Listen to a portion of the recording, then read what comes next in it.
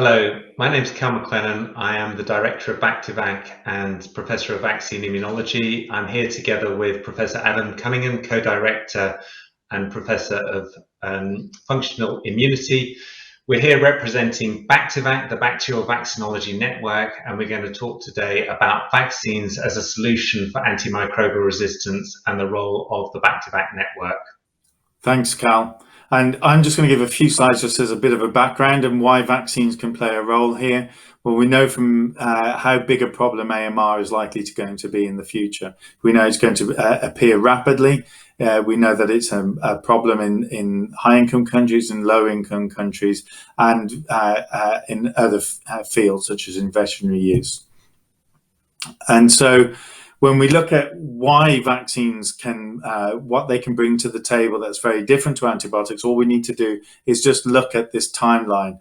On the x-axis here, it really shows just how quickly antibiotic resistance or resistance to antibiotics can occur. Basically, within a few years of every single antibiotics introduction, there is resistance. In contrast, if we look at the length of the lines here for vaccines, there's negligible amounts of resistance to a whole range of different vaccines and vaccine types, but we still do not have enough vaccines, particularly against bacterial infections. And so vaccines democratize opportunity across the life course. And one of the reasons for this is because there are many different limited options to treat active infections. And as the availability to use antimicrobials constricts, then the vaccines become more important. So when we use a vaccine, the reason it's so successful is because it works right at the beginning of the infection when the numbers of infecting bacteria are at their lowest levels. In contrast, antibiotics are usually used when bacterial numbers are at their greatest and when people feel sick. So you use them and you start to feel better. And these are life-saving. These provide great opportunities for everybody for success for vaccines and for antibiotics. But we can see what success looks like, and a vaccinated infant may never know that it's ever encountered the pathogen that it's protected against because of the vaccine. In contrast, antibiotics save lives, but they can do, because they're used mainly when children, for instance, are sick, is that they can be very devastating impacts of the infection on these poor child. And so up to a point, this can make selling vaccines a little bit more difficult because we rarely know when they've provided their life-saving benefits. And so we really need to understand just how powerful vaccines are in preventing infections.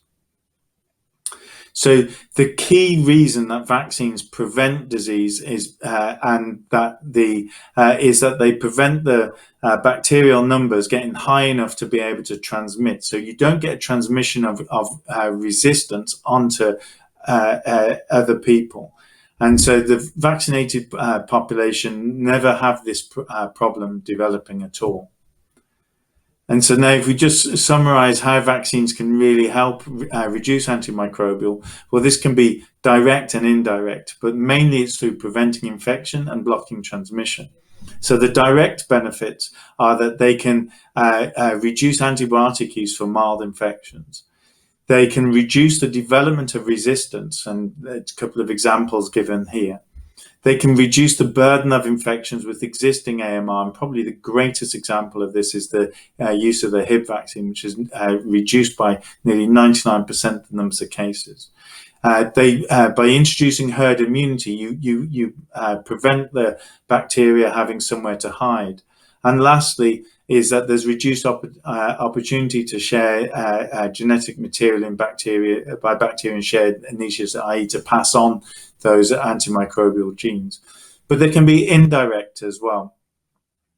So they can vaccines can block transmission. So, for instance, targeting similar infections, and we can see this in examples with outer membrane vesicles against meningococcus and gonococcus. It can reduce the inappropriate use of antibiotics. We know that antibiotic use follows the flu season, and we really need better diagnostics as well. And so we can, by even carrying on that example of reducing flu, is that we can reduce secondary bacterial infections and antibiotic use there. And also we can further their use in farming and animal husbandry.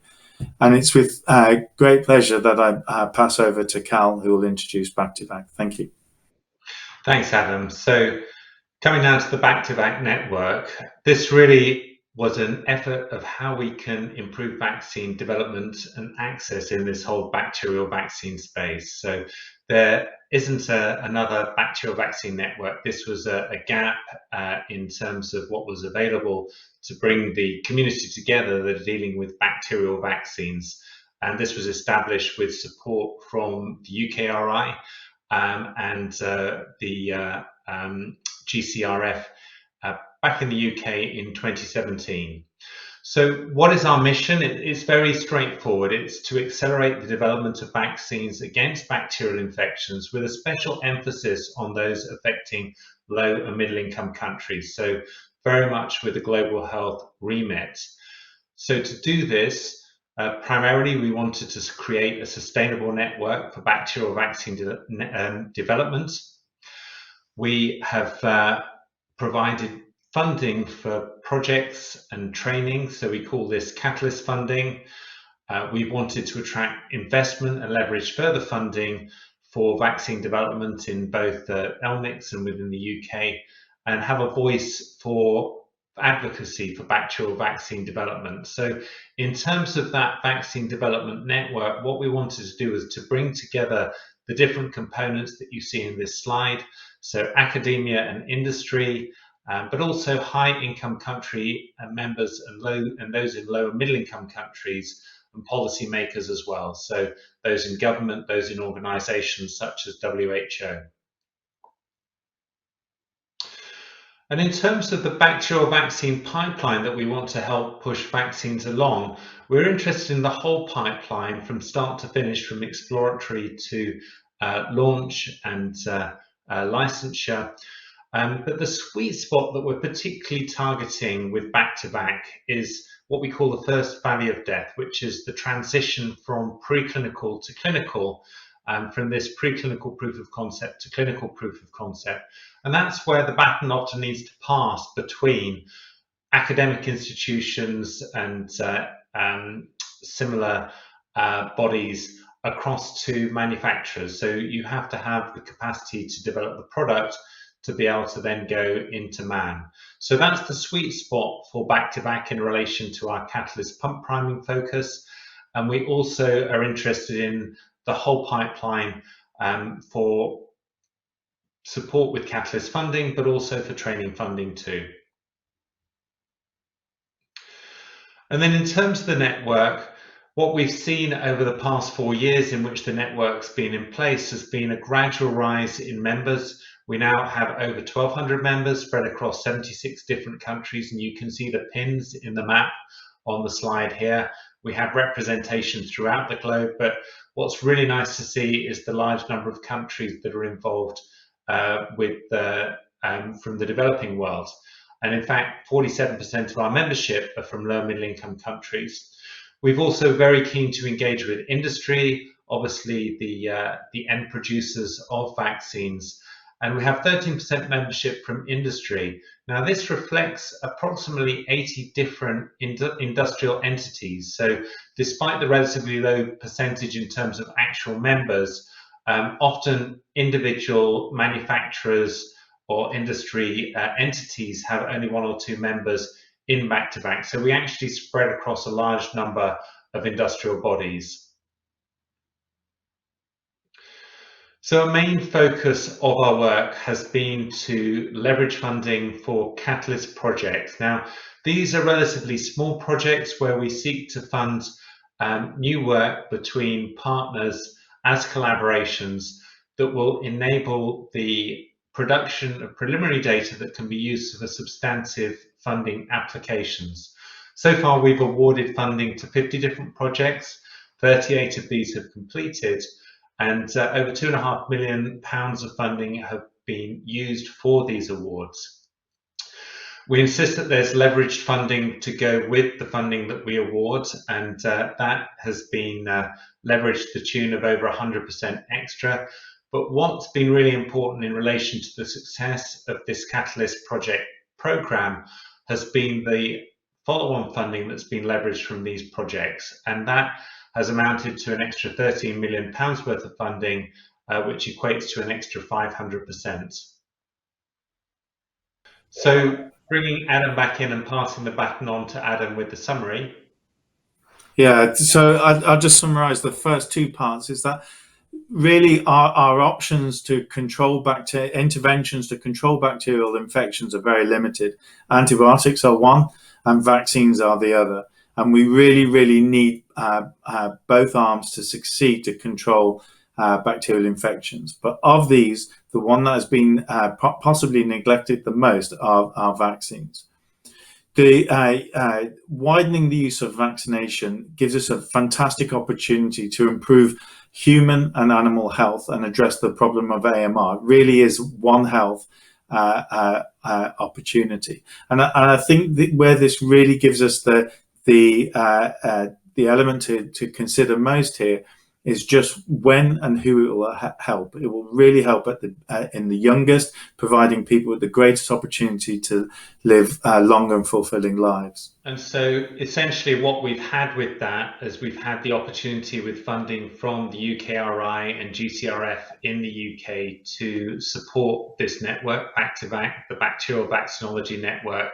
We've been able to grow this over the past 4 years to the large membership that's been shown in the slides already, bring disparate members who are involved in different aspects of bacterial vaccinology and related activities to work on vaccine projects together to move forward with bacterial vaccines, to move them along the bacterial vaccine pipeline, and to gain further funding as well.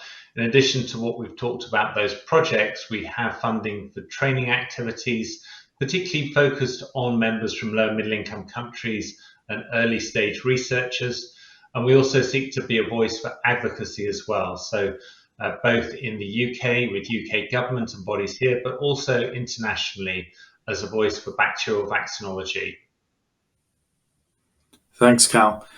Cal, I think if we one of the things that I think our network really gives is opportunity, and opportunity for people who have found it difficult to bring their ideas to fruition, and also to find funding, particularly in low middle income countries where there is so much talent that needs that's there to be nurtured and to be supported. And I think BactiVac has been really instrumental in helping that, and I'm sure you agree, is that we really look forward to seeing how the projects we have funded come to fruition and the opportunities that leads to for people. Is there anything you want to just add about the successes we've seen in the funded projects? Yeah, so we've had a number that have gone on to get substantive funding from bodies such as CARBEC, such as Wellcome, such as the MRC, and this is allowing some projects to move to the next stage of vaccine development. We have one vaccine for gonococcal vaccine development. We've got a number of ones that have been moving now down the vaccine pipeline. We've been targeting a range of different diseases from typhoid and Shigella to gonococcus, to bacterial infections affecting livestock as well. So a whole range of different diseases. And many of these are diseases that we won't be so aware of in high income countries, unlike COVID, which has affected everyone globally. But these are diseases that are affecting particularly individuals impoverished in low middle income countries and cause a continual rate of attrition. And as well as that burden of disease, we have the ongoing threat of antimicrobial resistance, which threatens to make that all the worse. And as you indicated at the start, vaccines really are a major answer to the scourge of antimicrobial resistance.